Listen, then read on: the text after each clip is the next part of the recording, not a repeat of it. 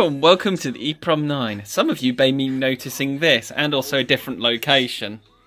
Yes, I'm at Aiden's nan's and I just fixed up one of these. Unfortunately I can't play anything on it. Aiden's currently getting a replacement capacitor from his house.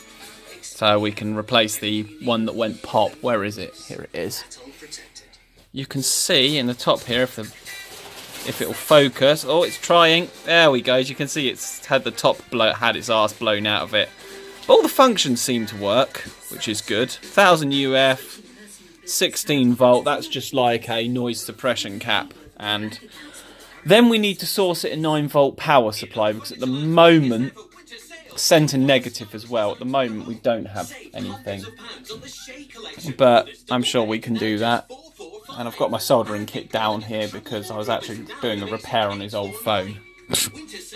Funny how that coerces. I was on a hunt for one of these as well. Anyway, fun little quick EEPROM 9 video from a different location. Thanks for watching.